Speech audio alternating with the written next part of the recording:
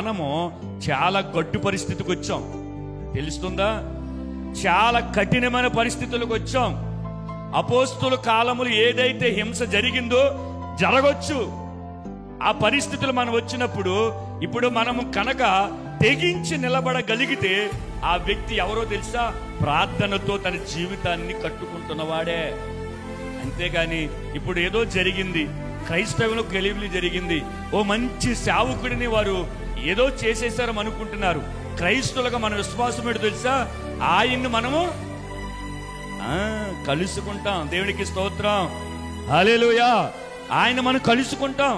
అయితే ఆయన మనం కలుసుకుంటాం. అయితే మన ఆత్మీయ జీవితం ఎలాగుంది, మనం ఎలా చేయగలుగుతున్నాం ప్రార్థన? అప్పుడు మీరు అనుకుంటారు, ఆయనకి ఎవరికో జరిగింది, మనకేంటి? ఆయన ఎవరో ఒక పాస్టర్ గారు చనిపోయాడు, మనకేంటి? ఆయన ముఖం చూసామా? ఆయన మనతో ఎప్పుడైనా మాట్లాడామా? ఆయనతో ఎప్పుడైనా ఫోటో దిగామా? ఆయన ఎప్పుడైనా సరే మనకి ఏదైనా ప్రార్థన చేశాడా అని మీరు అనుకుంటే తప్పు. చెప్పనా? బైబిల్లో నేను ఎప్పుడు బైబిల్ కోట్ చేసే మాట్లాడతాను. దేవుడు నాకు ఇచ్చిన కృప, దేవునికి స్తోత్రం. నా సొంత మాటలు ఏం కాదు. ఇప్పుడు నువ్వు అలాగనుకుంటే, అలాగనుకున్న ఒక వ్యక్తిని స్త్రీనే చూపిస్తాను మీకు. బైబిల్ దీనవసరంలో మన వాక్యంలోనికి వెళ్ళాల. చూడండి, యూదులందరిని చంపేయాలని ఒక ఆజ్ఞ జారీ చేయబడింది. అర్థమైందా? ఏ పుస్తకమో? ఎస్తేరు. ఎస్తేరు అనగా నక్షత్రం. అయితే యూదులందరినీ ఒక రోజునే, ఒక దినమునే, ఒక సమయానికి సంహరించాలని చెప్పేసి ఒక శాసనం వచ్చింది, చట్టం వచ్చింది. అది తెలిసి ఒక వ్యక్తి ఏమో కుమ్ములు బాధేసుకుంటున్నాడు, అంటే రొమ్ములు బాధేసుకున్నాడు. ఎవరైనా? మొర్దెకై. అంటే అటువంటి వారిగా మనం ఉండాలి సుమా. నేను స్పీడ్గా వెళ్ళిపోతాను, వాక్యం బల్లారం ఉంది కాబట్టి. అయితే మొర్దెకై గోనె బట్టి కట్టుకొని బూడిదలోని ఏడ్చేస్తున్నాడు. అయితే ఇది తెలిసిన ఎస్తేరు ఎందుకు ఏడుస్తున్నాడు? నా పిన తండ్రి అని పెంచుకున్నవాడని ఒక వ్యక్తిని పంపితే అప్పుడు చెప్తాడు. చెప్పినప్పుడు ఏం పర్వాలేదు, నువ్వు ఆ వస్త్రాలు కట్టుకో, ఇందుకు దానికోసం అన్నట్లుగా ఎస్తేరు మాట్లాడితే అప్పుడు మొర్దెకై ఏమంటాడు తెలుసా? అమ్మా ఎస్తేరు, నువ్వేదో సేఫ్ అనుకుంటున్నావా?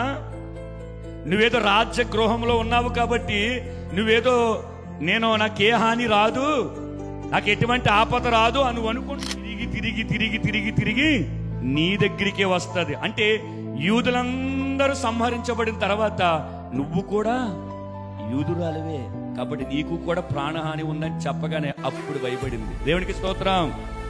ఇప్పుడు ఆయనకే జరిగింది, మనకేంటి అనుకుంటే రేపన్న రోజు ఒక శాసనం, ఒక చట్టం చేయబడి అది తిరిగి తిరిగి తిరిగి తిరిగి నువ్వు క్రైస్తవుడు అయితే, నువ్వు క్రైస్తవురాలైతే నీ దగ్గర కూడా వస్తుంది అది. ఇప్పుడు అర్థమైందా? ప్రార్థన చేయండి, ప్రార్థన చేయండి. ఎందుకు తెలుసా?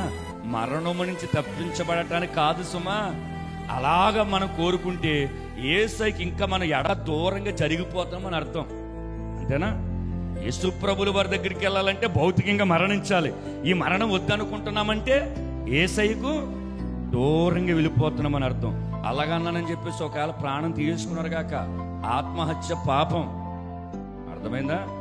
ఆత్మహత్య చేసుకోకూడదు.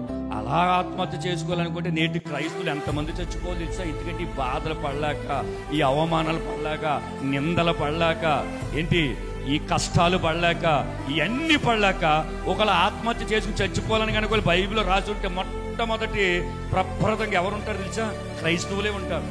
చచ్చిపోవాలనుకుంటే ఆత్మహత్య చేసుకుని, కానీ అది పాపమని తెలిసి దాన్ని దూరంగా పెట్టేస్తారు. అర్థమైందన్నమాట. అంటే ఇప్పుడు మనం ఏం చేయాలి? ప్రార్థన చెయ్యాలి వద్దా?